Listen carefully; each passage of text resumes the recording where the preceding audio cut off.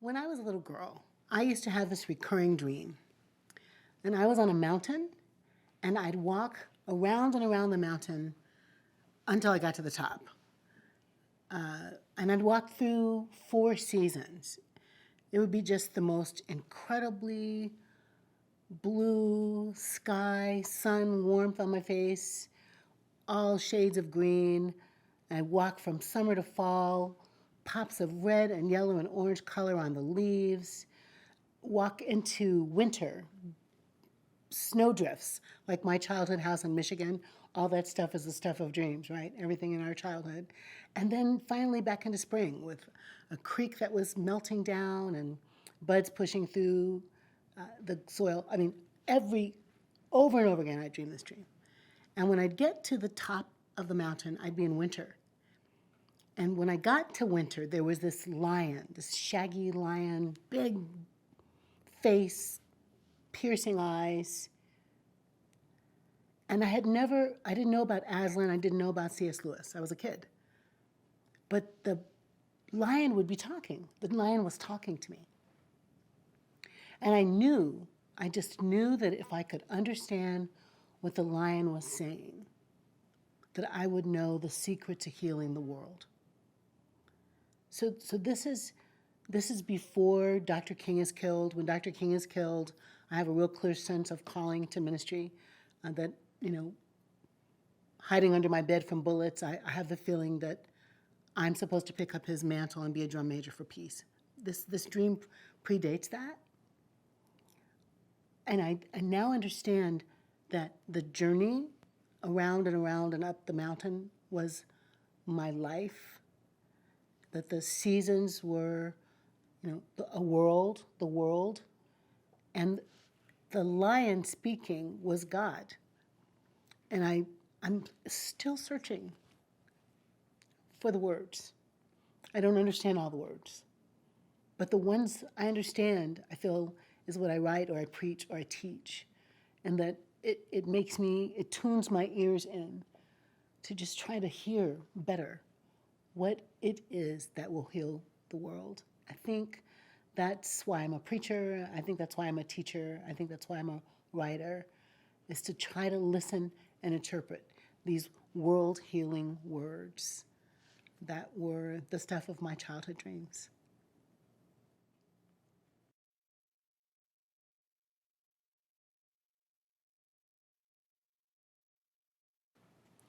I'm so glad to be sitting in my apartment in New York. It is in the East Village, and in my contract, in my call, the terms of my call to serve Middle Collegiate Church says that I must live in the East Village.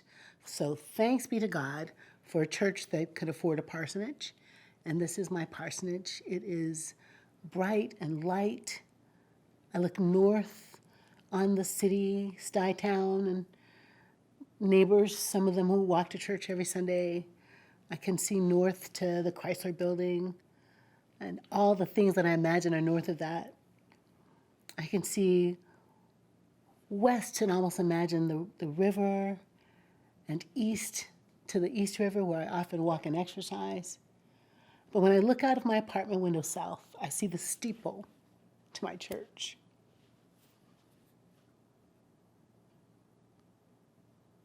Which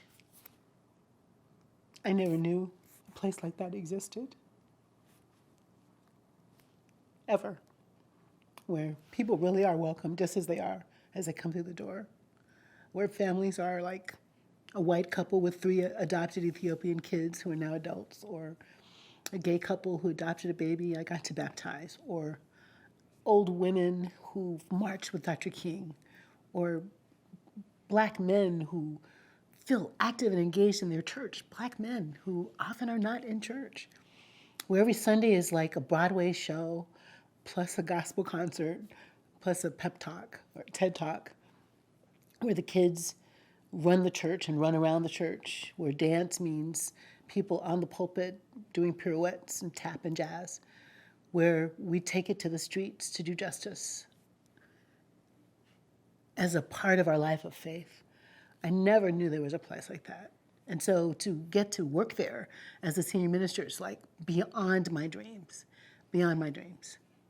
And I can see the steeple, and the steeple is still standing, even though our church burned down in December of 2020, December 5, a 6-alarm fire caused by carelessness, I think, in the apartment building next door, took away our church.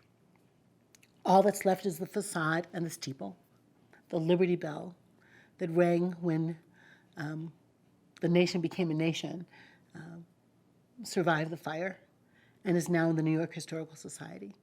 But the rest of our sanctuary, the organ, the piano, the pews, the stained glass windows, is rubble.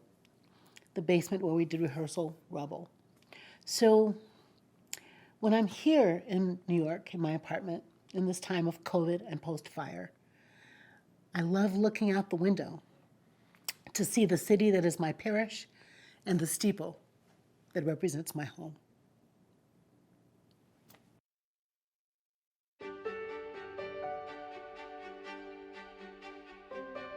Please welcome Jacqui Lewis.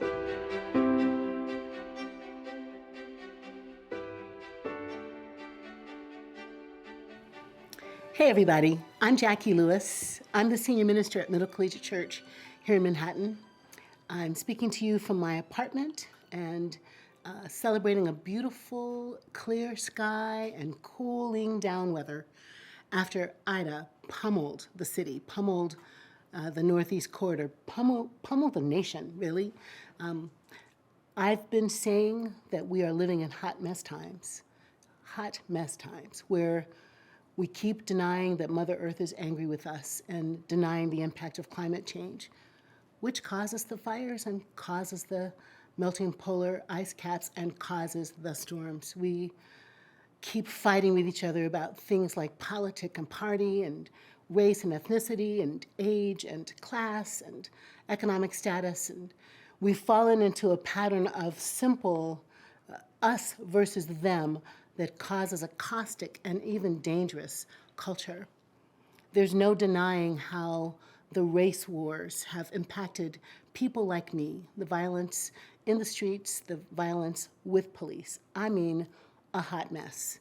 And as a person who's a theologian, a public thinker, a grandmother, a wife, a sister, a daughter, I keep wondering, what is the way out of this messiness? And so I've been thinking a lot about Ubuntu, this amazing philosophy that comes from the Zulu people in South Africa. Ubuntu comes from an expression that says, I am who I am because you are who you are. A person is a person through other people. In fact, the word in Zulu for human is plural. It's not singular. I'm not human unless other folks are human. I've been thinking about that, and I've been thinking about how we can heal our souls and heal the world. So this is what I'm going to talk about today, a bit about this 3 circles of love, what it means to love ourselves, what it means to love our posse, our friends, our family, and what it means to be love in the world together. So I hope that you will come on this exploring journey with me. Let's think together about how we can make it all better together. Love yourself. Love your neighbor as yourself. Love your neighbor as yourself is one of these ubiquitous teachings across almost all of the world's major religions. In the Judeo-Christian context, there's commands in the Hebrew scriptures and in the Christian New Testament that basically say, love God with all you have and love your neighbor as yourself. In fact, my Jewish colleagues would say that in the Hebrew scriptures, the edict is more profoundly love the stranger. Love the stranger 90-something times because you were once strangers. You were once alien in a strange land. Rabbi Jesus picks up this teaching and brings it into those of us who become Christian because of those teachings, but across all religions. Do unto others as you would have them do unto you. Don't withhold from someone that which you need. One tradition just basically says, don't hurt another person's heart.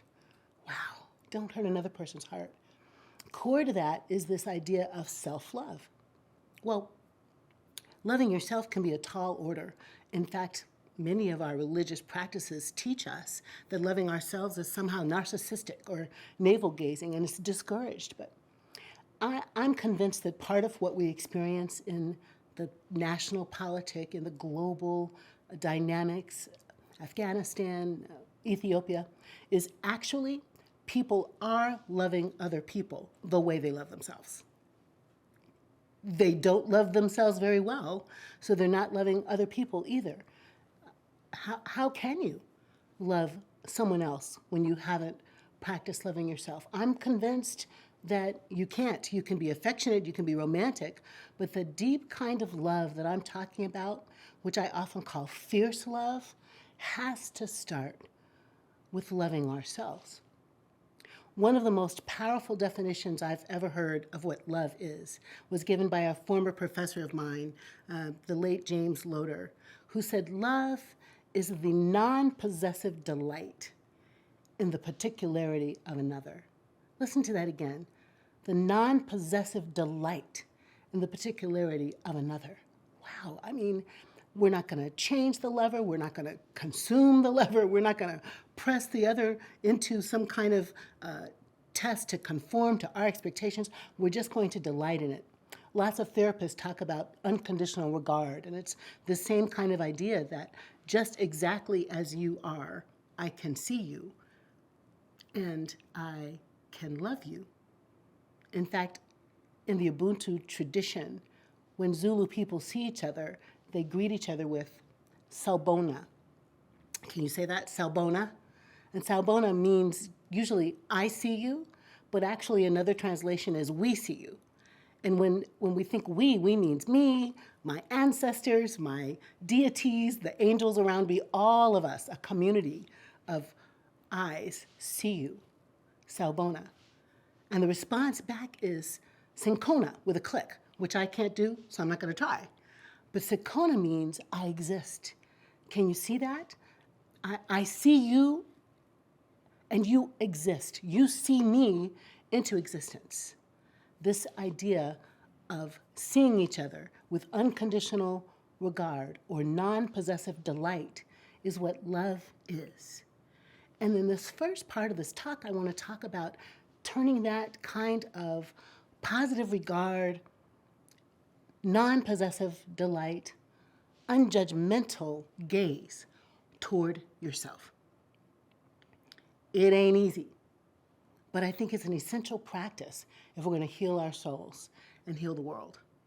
Now, one of the things that I do in my life as a public speaker, preacher, teacher is collect stories. Some of them are from my own life, and some of them are from the people I know and meet in the work I do. This story I'm going to tell you now is to just illustrate how difficult it can be to love yourself in the context of our family relations, in the context of the national stories, in the context of the world in which we move and live. I'm going to tell you a story about Lisa. When I was in kindergarten, living in Portsmouth, New Hampshire, where my dad and mom were in the Air Force, which means I was in the Air Force too, I was in this classroom, only black kid in the class of about 12, 15 kids, and it was me and the two Tommies were thick as thieves, a big trio of lovers. Tommy Holly, blonde hair, blue-eyed, gorgeous boy. Tommy Hollister, red hair, freckles, Dennis the Menace in the flesh. And I'm dating myself when I say Dennis the Menace, but y'all know what I mean if you're my age. Here were my two buddies. We took naps next to each other on the cot. We went to the cafeteria together, and they carried my lunch boxes. We walked home from the school to our Air Force Base neighborhood together. We were best friends. Until Lisa came. Lisa, who came from Mississippi, whose parents were also in the Air Force, who came to class, checked out the situation with me and the two Tommies, sat between me and one of them, and stage whispered, "Why are you sitting next to this nasty N-word?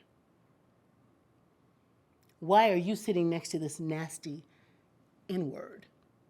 And don't you know she gets chocolate milk from her mother's tits?" I'm 5 years old. Before that, I'm Jacqui Lewis. Jack, my parents called me. Emma and Richard's daughter. Two parents raised in segregated Mississippi, Jim Crow, Mississippi, Ruleville and Meridian. Two parents who experienced all kinds of racial trauma growing up, but who were intent to raise their children to not think about color or race or ethnicity as a cause for disdain or judgment. Just, Jacqui, you be yourself. But then Lisa raced me. She raced me. She introduced racism and white supremacy into my life. I had never heard the N-word until she said it. And so I was confused and kind of devastated and went home to tell my parents the story. Now, two things that they did to counteract this event, which honestly goes in my, let's say, my hard to love yourself bucket, right? And let me pause here. Think for a moment about all the children all over the globe who over time have had things like that put in their don't love yourself bucket. Think about indigenous children watching their parents shot, killed, scalped. Think about those children growing up to be adults who experienced the Trail of Tears. Think about children taken from their homes and put in boarding schools and having the Indian washed out of them. Think about the black children, my ancestors, put on boats, ships, stacked like sardines, the Middle Passage. Think about the separation of families. Think about what it would have been like to be a child growing up watching your parents' backs flayed. Or I can't even say the horrors. Think about what it's like to be a child living in Central America or Mexico, and your parents are caught up in drug fights, and they're just trying to get you safely to a dreamland, a place that we call the land of the free and the home of the brave. Think about those kids separated at the border. Think about all of those kids. Think about white kids in Appalachia.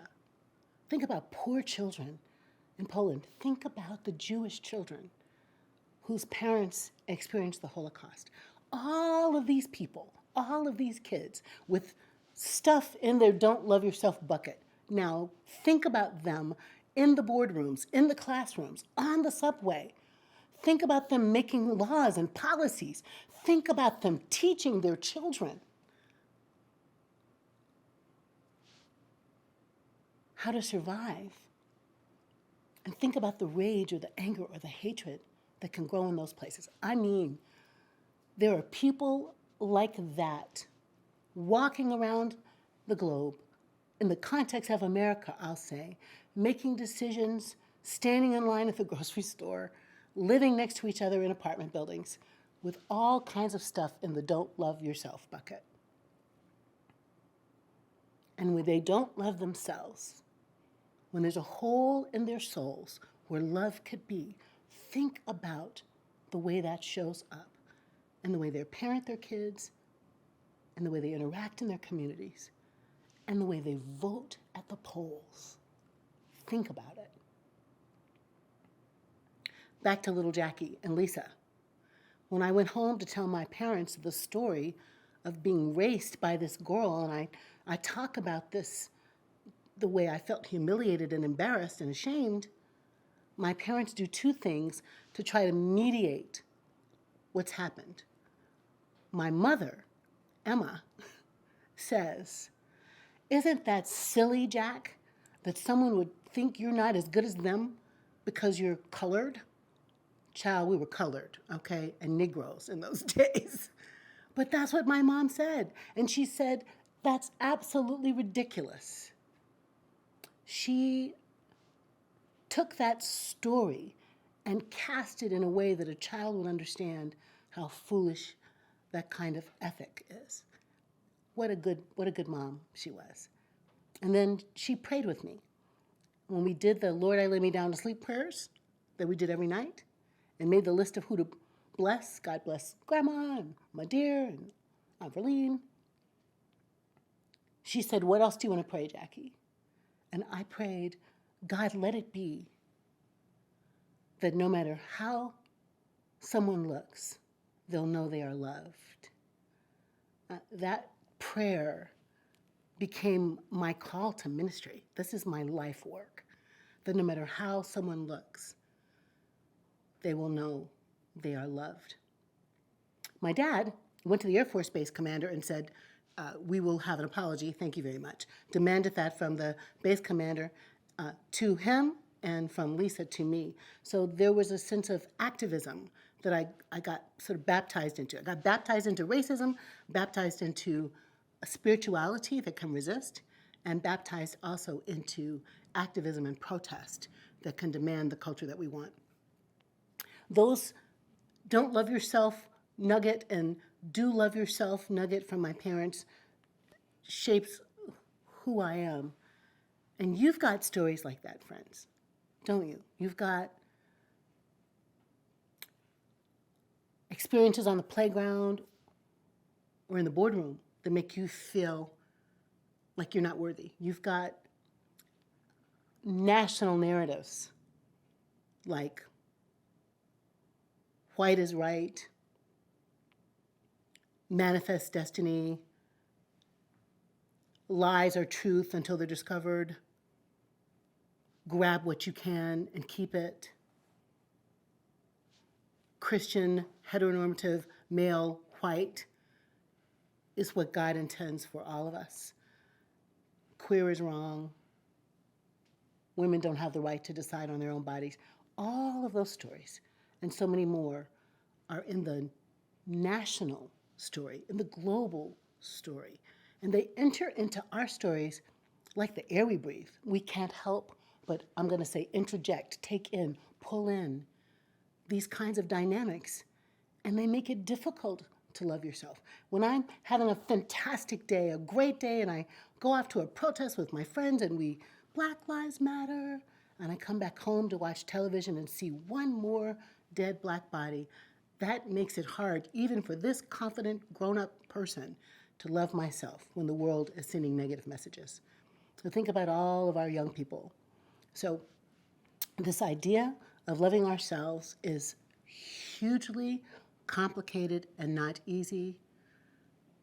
But I think if we don't make self-love, self-appreciation, forgiving ourselves, looking at ourselves squarely in the mirror and saying, I see you and you exist and I can appreciate you. If we don't make that an essential practice for our surviving and thriving, we are not going to be able to love our neighbors as ourselves, because love neighbor, love self is connected with an equal sign word, os, in the Greek, and you can't do one without the other. How do we get to the place where we can love ourselves even though it's difficult? I think it's about intention. And I think it's about excavating our stories for what's good even in the bad, what's embedded in the good, in the bad stories, in the unfortunate events that can grow our self-love muscles. For example, Lisa's racing me, though devastating to me as a child, actually formed the piece of my personality that sees everyone as beloved and cherished. What she might have intended as harm and wounding, I examine my story. I think about mom's role in it. I think about dad's role in it. I think about the work I've been called to do, and I can say, I can connect the dots between Lisa's harm and how my self-love muscle developed. I get there because I do the work of evaluating my story, or talking it out with a therapist, or talking it out with a coach. And that's true for you also. You don't get to be a person in this conference without some scars, without some wounds, without some experiences that have marked you. But wherever you've been hurt or marked or wounded, wherever you've been maimed, there is an opportunity for growth, for new muscles to develop, wherever we've been broken, is a place from which amazing healing can happen. I know that up close and personal from my life in the world as a faith leader, but also in my life as a child, an adult child, with a dad who was hurt in his story and who therefore did some hurting in my story, but who has been transformed in ways that I can hardly describe. Little Richard, my father as a boy, was adopted by a stepfather. His own father was in the wrong place on the wrong time and went to jail. His mother divorced his dad and married this older guy who put dad in a family with two girls, his kids, and then dad's sister and dad. So 3 girls, 2 stepsisters, a sister, and my dad grow up together in a rural Mississippi farm. My dad tells me not one time did his stepfather ever say, "I love you," ever. So a boy grows up with a wound. One father gone, another one who's absent, emotionally unavailable. He grows up in Mississippi, Jim Crowed, segregated. He grows up with a hole in his soul, around which he built a tough callus and a temper. When my dad is not hurt, he's all "I love yous, I can't wait to see you."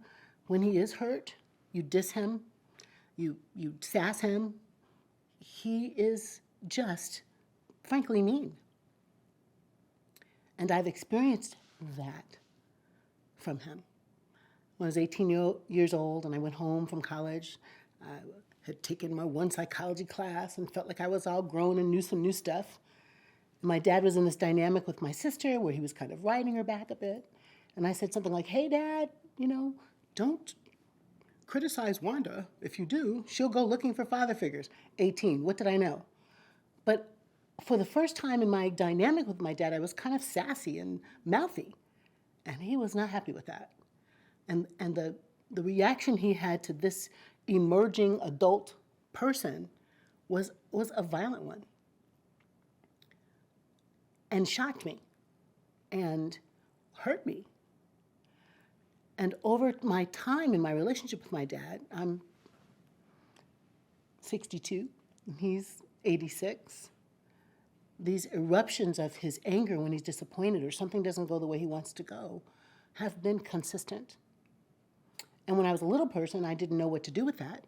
But as an older person, I confronted him. We had an experience one time where the man I was dating, Dad did not decide he wasn't happy about this experience.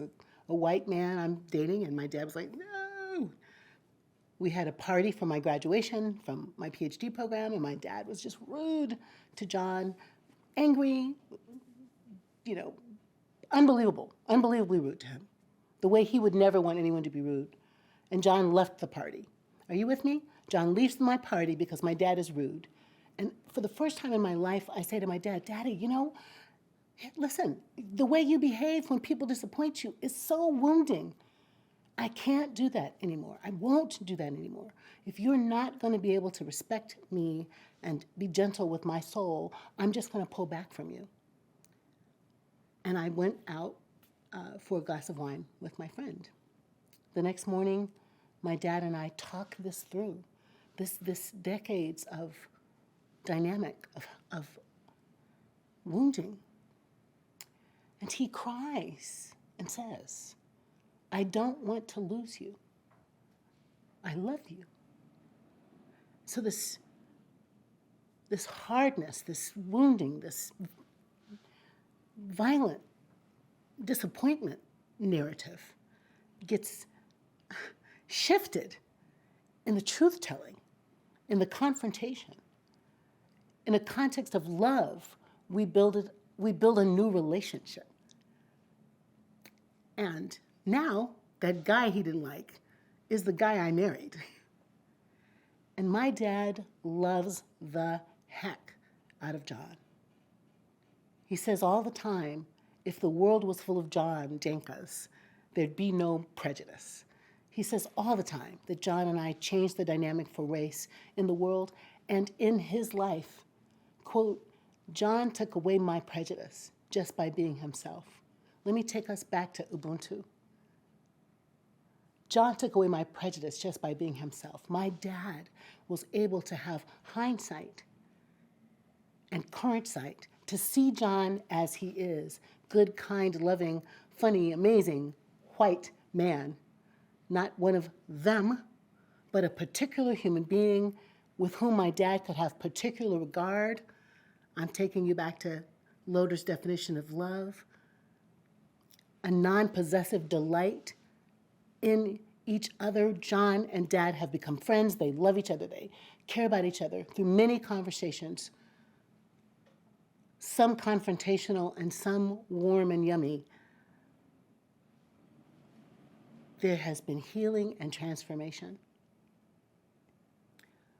I think John has helped my dad find some self-love where racism and segregation and bias had wounded him. So in the dynamic of Ubuntu, I see you and you exist. These two men have forged a healing, transformational friendship. Dad is able to love himself better. Through time, through aging, through putting new stories in his bucket. And he loves me better because of that. And his ongoing parenting, his ongoing love for me, keeps putting more goodness in my love bucket and helps me love myself better. We're never through going, we're never through changing, we're never through transforming. And now my dad's presence in my life helps shape me, form me, helps me love me in even better and profoundly new ways.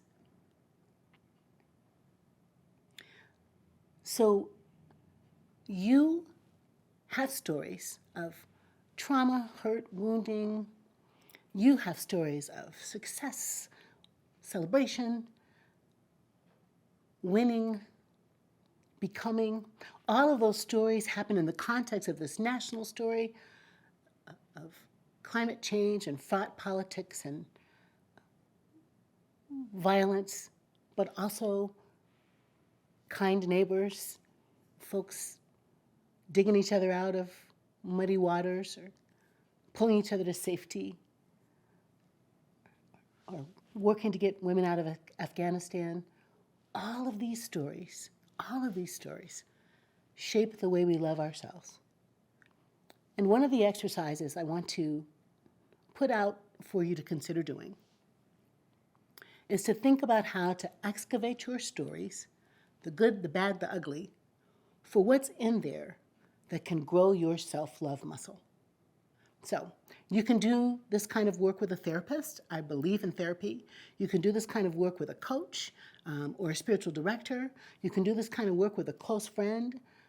But you are actually the expert on your story. So I want to invite you to get a journal, get a computer, pen and paper, and just do some reflecting on your story. I do this exercise often with groups and about once a year with myself to check on myself.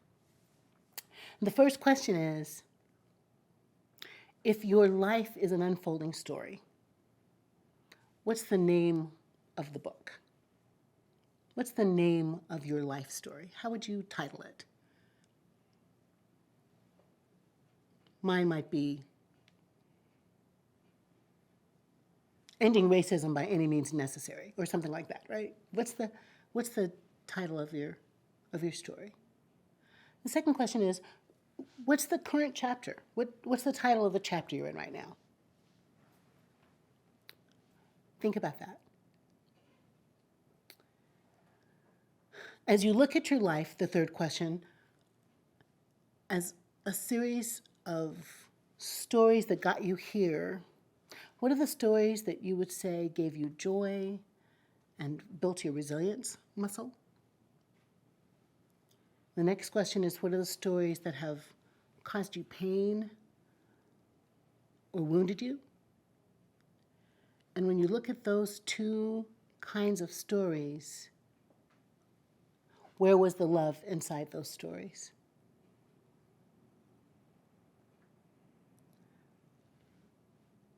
The next question is, what do you want the last chapter in your life to be titled?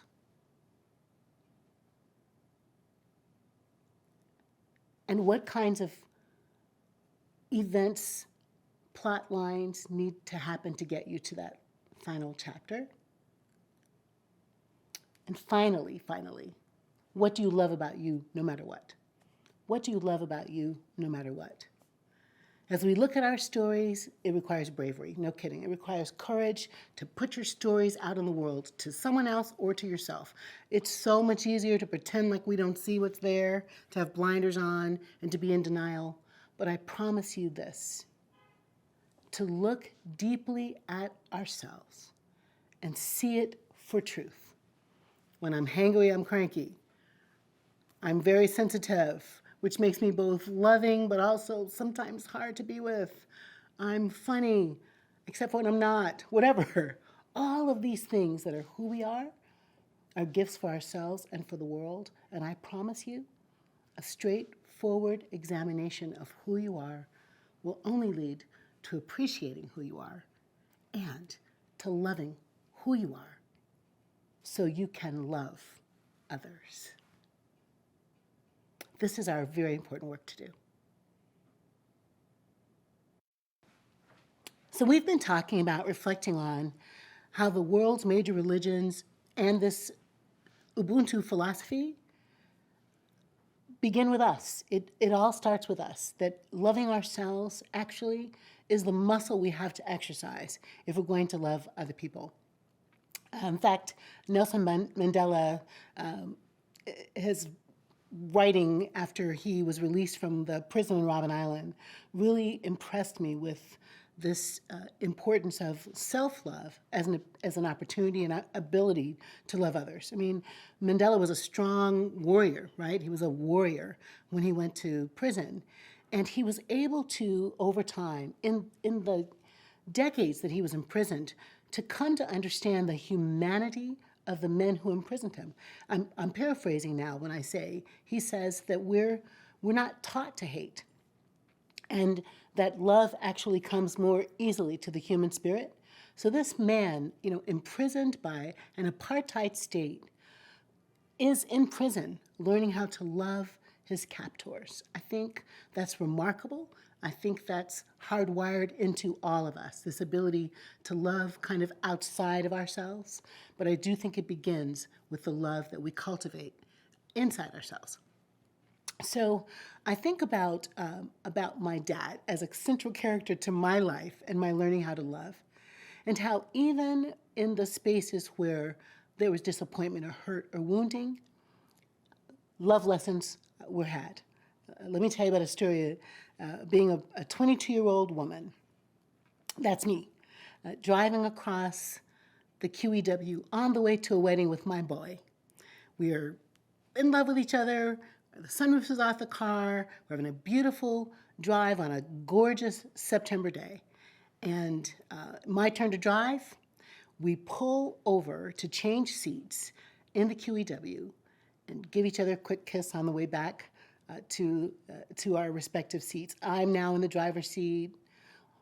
Mitch pushes his seat back and looks up at the sky, and the wind is in our hair, and suddenly, there's a big swoosh of air, and my car pulls over across 3 lanes of traffic to the left, and I am absolutely panicked, have no idea what to do. What am I going to do?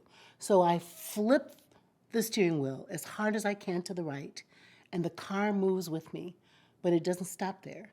It does a 360, three 360s in the middle of the QEW in Canada, a 6-lane highway, and bounces from the roof to the tires to the roof to the tires 3 times. I feel like I'm inside what's going to be my grave. Gravel coming inside the car, my head goes in and out of the sunroof, and when it's over, when the car finally stops and we land on the tires, and the gravel and the glass and the blood are in our hair and in our face, my boy and I are okay. This is my boyfriend, and Mitch is okay. Hand abraded, bloody, my neck hurts, but we're fine. I mean, we live to tell this story. A bus full of kids on the way to a basketball game stop by and call the ambulance, and we get picked up. It seems like an eternity, but it's just a few moments. Off we go to this hospital in Windsor, Ontario. And when we're there, Mitch is admitted, and I'm not, but I'm crushed. Like, I'm 22 years old. I don't even think I had a credit card yet. We had spent most of our money already on the drive. I don't have a place to stay. I got nothing. I've got nothing. And I have to make the phone calls to both sets of parents to tell them about this car accident. I call Mitch's parents, and his mom is all, "I'm getting on a plane. I'm coming to see you tomorrow." I call my parents, and my dad is angry and doesn't mobilize himself to come and take care of me. And Mom, who doesn't fight with anybody, doesn't come either. So they're 4 hours away, and I'm in this hospital by myself with no money, with a totaled car. I'm standing by the bank of phones, feeling sorry for myself. And I look up to see this woman staring at me. And she walks toward me. And I'm trying to pull it together. She's white, short hair, cloth coat. I cannot pull up her name. It's been years, but I can pull up her face. I can pull up her black flats. I can pull up her kind eyes. She says, "What's wrong?" The lobby is full of people. Doctors, nurses, families. She's the only one who approaches me. I tell her, I just had this car accident. My man is in the hospital room. I don't have a place to stay. I just dump it all out. And I begin to cry, and my face is stinging from the cuts. And she just pulls me into a hug and holds me and says, "It's going to be okay." And then pushes me back and says, "What can I do to help?" Well, I don't know. I got to get a car. I got to go get some money. I just make the list mostly for myself. And she says, okay, we got this. Friends, she takes me to a bank. She takes me to a McDonald's. She takes me to a hotel and checks me in and pays the bill and waits till I close the door to go to sleep, to leave. She was the good Canadian. In our Christian scriptures, there's a story of a good Samaritan that Rabbi Jesus tells, that there's a man on the road who is beaten up by robbers, and a couple of different kinds of folks go by him and don't help him. One is a priest, and for the priest it would be unclean to go deal with the bloody, wounded man. Another is another kind of a church person, goes by and doesn't help. But this Samaritan who's a mixed race person who would have been an enemy of the Jews in those days, in that culture, in that time, stops, picks up the man, takes him on a donkey, takes him to a hotel, pays the bill. I'll come back if there's more money needed. I mean, this story that Rabbi Jesus tells about this mixed race, kind of despised person is told in the context of what does it mean to love our neighbor. In the scriptures, this rich young ruler says, how do I be a good person? Rabbi Jesus, love God with everything you have, love your neighbor as yourself. Love God, love neighbor, love self. Who's my neighbor? Jesus is asked. Like one of those loophole questions, Like, do I have to love everybody? Who's my neighbor? And Jesus puts this Samaritan square in the center of this narrative to tell what love looks like, this outsider. Love looks like this. When the outsider comes in to help, that's what love looks like. Love crosses boundaries. Love crosses cultural boundaries, religious boundaries. Love crosses the expectations of who's in and who's out. Can you feel that? Jesus flips the story around, right? The Jews are in, the Samaritans are out. Jesus is like, no, the one who does the love is in. This Canadian stranger, I want to be literal here to say, crossed all kinds of barriers to get to me to help me. She crossed the hospital lobby. She crossed what women are supposed to do. Are you really supposed to pick up strangers? With my big afro having skinny black self and her white Canadian self. I mean, she just broke the rules. She broke the rules to help me, to love me. And she loved me all the way home to something inside myself. She loved me, therefore I could accept her hospitality. She loved me, therefore I could feel safe in the stranger's arms, in the stranger's car. She loved me all the way home. And by home I mean to a place where I knew that there was a loving other looking out for me. God, I would say. The holy, we might say. Love, we might say. But some force pushed us together. My parents didn't show up, but love showed up. And love showed up in this incredibly neighborly way. One of the words for glory,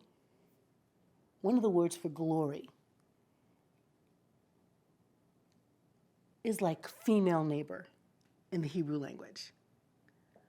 God's glory is female neighbor. This woman, this stranger, this good Canadian, shows up as God's presence, God's glory in my life when I needed it the most, and loved me all the way home. You may never have an encounter with a young person who doesn't look like you, a stranger in a strange land who's desperately needing help in order to survive. That may never happen to you. But you might be in a supermarket behind a woman in a hijab, and she's digging in her purse for money. And people are giving her darts with their eyes because she's taking too long and she's a stranger in that place. And what you'll do is, rather than join in the dart giving, you'll say, take your time, how can I help you? And help her with her groceries. And that'll be your crossing barrier kind of neighbor love. You may never, ever, ever, ever have to take care of a young person that's a stranger, but you might.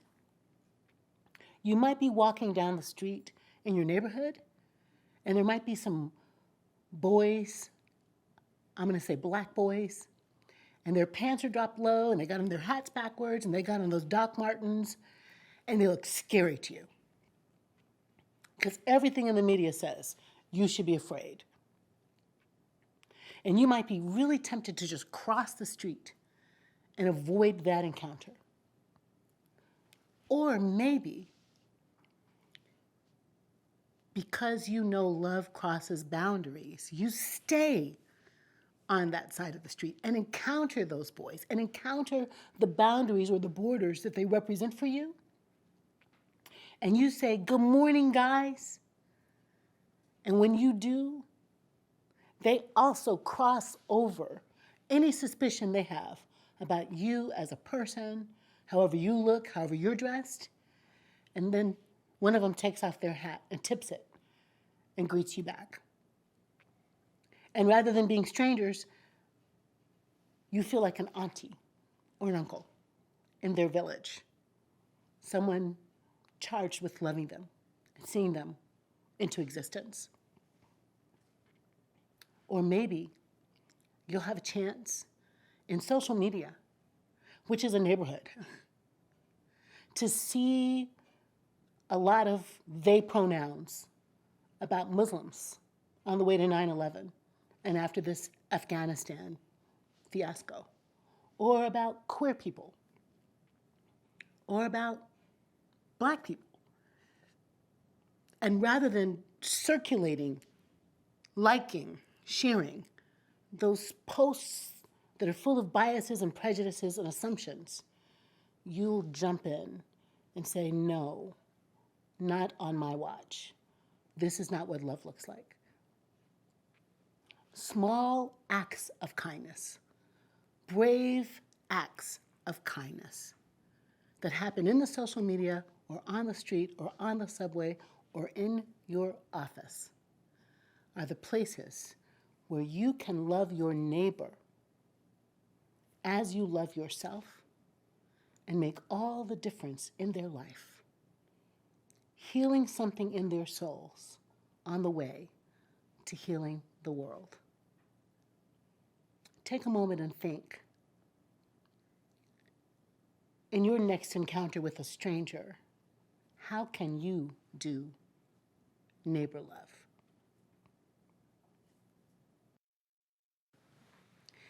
So we've been reflecting on the power, the importance, the essential project, if you will, of loving yourself as a human being on the planet so you can love your neighbor. And I told you the story of the good Canadian who loved me all the way home, who stood in for parents, who stood in even, I would say, for God that day to help me feel in my body safe, seen, loved, cared for. She crossed all kinds of boundaries and broke the rules so she could love me. Sometimes I think about love as fierce love, the kind of love that is rule-breaking love, or bold and courageous love. And I think Ubuntu is like that. When we talk about Ubuntu, I am who I am because you are who you are. When we think about Sabona, I see you, you see me, what we're really talking about is the way human beings are inextricably connected one to the other. Dr. King would say we're woven together in a garment of humanity. And I would say my thriving and surviving, my liberation, my well-being has everything to do with yours. In fact, the kind of Ubuntu fierce love I'm talking about means that when a child is hungry in Ethiopia, my stomach growls. It means when a woman's rights are being violated in Afghanistan, my heart is broken. It means if there is one trans child trying to come out and is bullied in school, I feel the pummeling and the pain.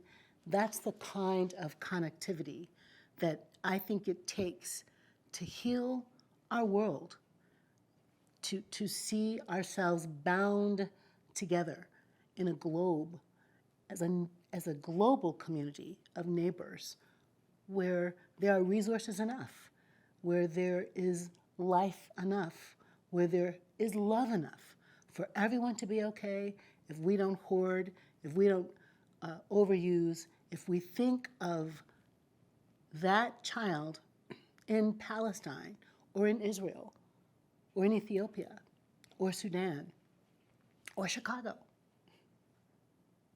or Newark as our child. Those are our children who still don't have clean water in Flint, right? Those are our children still separated from their parents. It's our daughters that are the Chibok daughters that still haven't been returned home. Think of the power we have to love our world into healing if we think of ourselves as connected that way. I had the deep pleasure of studying a few times in Israel with the rabbis there at the Hartman Institute. Daniel Hartman is the rabbi in charge there. My Jewish friends do something called Havruta, where they sit with texts, holy texts, and they argue about them. I mean, just to say, argue. What do you think? What do you think? Well, this is what I hear. This is what I see. That happens sometimes in study groups for me with other clergy, which is just a delight to see what the text is saying inside the heart, soul, mind of the other. It sort of expands your understanding. But my Jewish friends make a whole Tanakh out of it. Like the big Bible is what this rabbi said about what this rabbi said, what about this rabbi said about the scripture, and valuing that the texts keep speaking. So I had a chance to study with Daniel Hartman and some Christian friends who were over in Israel studying with these rabbis. And one of the things that I really appreciated was the way Daniel Hartman did midrash on the love your neighbor. So midrash being the teaching about the teaching about the teaching, right? That expanded teaching. And here's the commandment, right? Love your neighbor as yourself. Love the stranger because you were once strangers. And so one rabbi would say, what do you mean? Not unlike that rich young ruler. What do you mean? Who's the neighbor? Or what does it mean to love the stranger? What does it look like to love a stranger? And Rabbi Daniel said, here's what it means. If your neighbor has a donkey, and that donkey is carrying a heavy burden and wanders in your yard, your job is to feed that donkey, water that donkey, take care of that donkey, give that donkey shelter until your neighbor returns home. If the donkey falls down under their heavy burden, your job is to pick up the donkey, to help it on its feet, and to walk it to shelter and safety. Now, agrarian culture, donkeys, but let's make it relevant to today. What it means to love a stranger is if your neighbor has a grandmother and the grandmother has COVID, and the grandmother who has COVID is stuck inside, and the grandmother who is COVID and stuck inside has no groceries and can't get out, your job, I think Rabbi Daniel would say, is to make sure that that grandmother has water and food and care for that grandmother until their daughter or their son can get them. Donkeys, human beings. Wow.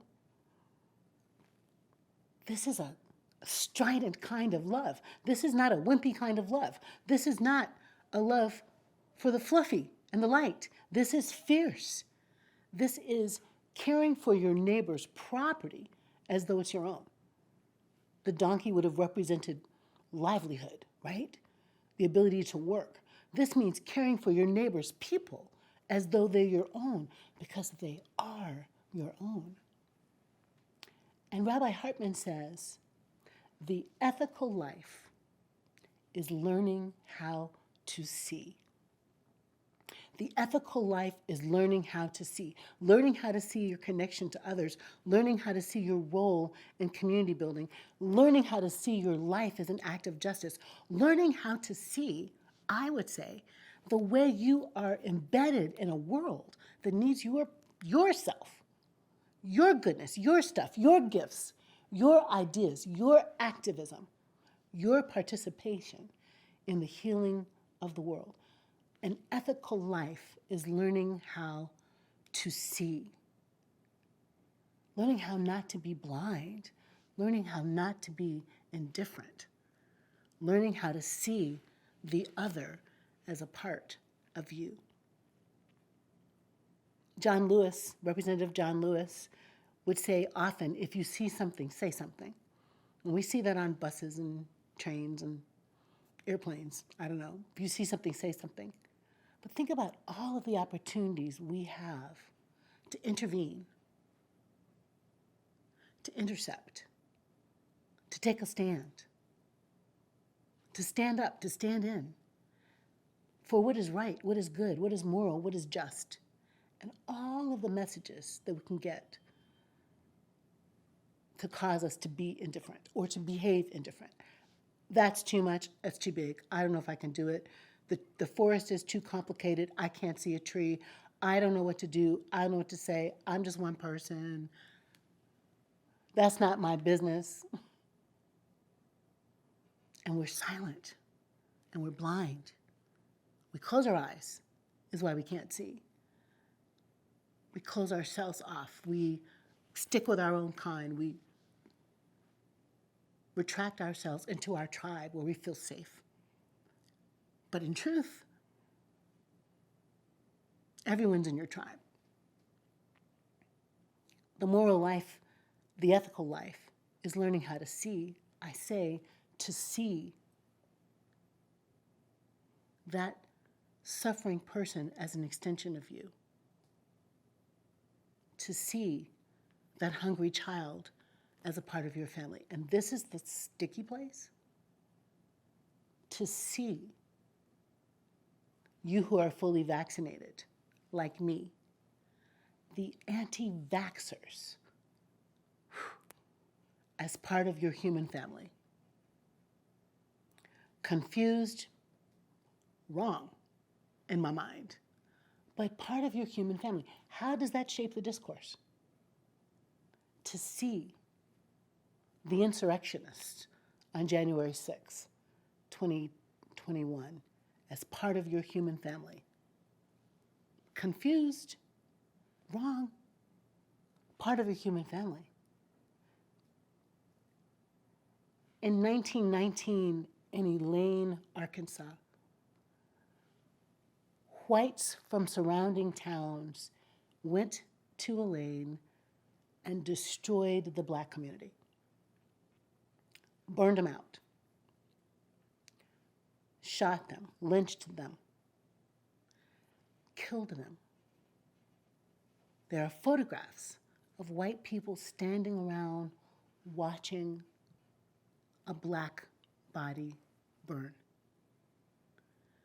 There are postcards from the time of Reconstruction of white people going to church and leaving to go outside and watch the destruction, the violation of black bodies. Why? How is that possible? Because they don't see. They didn't see. They saw a thing, not a person. They didn't see humanity. They didn't see a mom, a dad, a son, a person, like them, different colored. The moral life, the ethical life, is learning how to see. To love the world into healing, we have to see the humanity of the other and find in their face the face of God. Cribbing on Victor Hugo. To love another person is to see the face of God. To see the face of a human as your family is a godly act.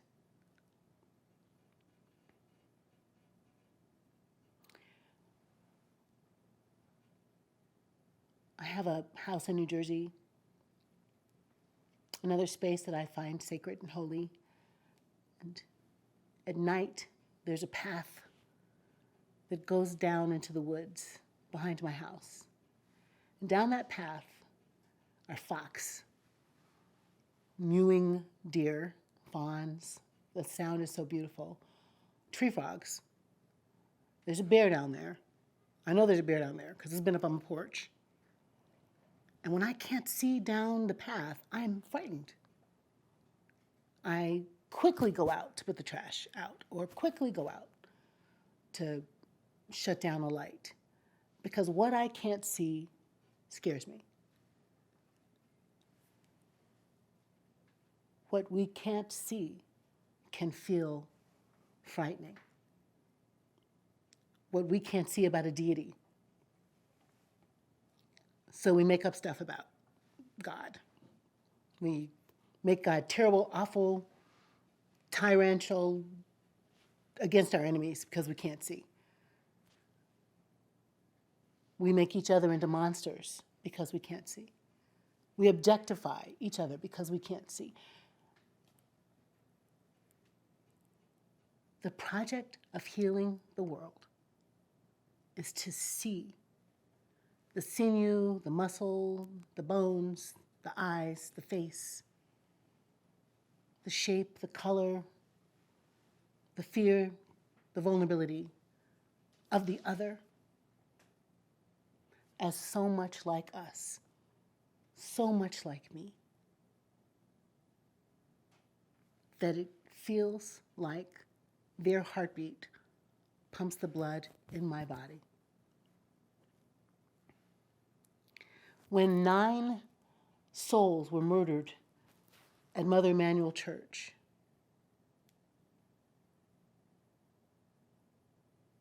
and because they opened the door to a white guy who was looking for a Bible study, there was a fatal tragedy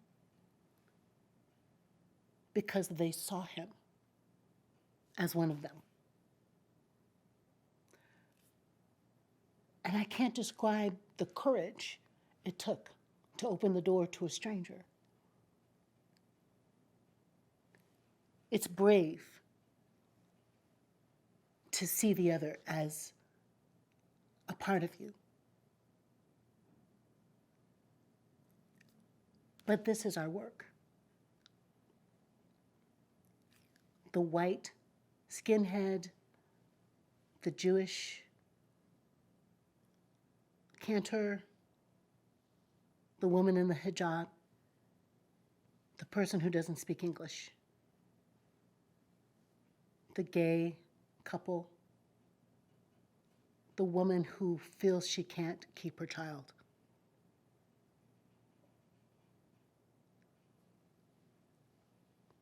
The court deciding how her life will be lived. All of those people are our people. We have to see each other in order to survive. And I'm inviting you on a journey of working on loving yourself, looking at yourself with unconditional regard. I'm inviting you on a journey to love the people closest to you, crossing the boundaries of fights and wars and historic wounding to get it together with each other. And I'm inviting you to see yourself as part of a living organism that is humankind, pulsing, breathing, beating, needing to be well, and to see yourself as agent for love and healing in that context. I am counting on you to see the world into healing. Thank you.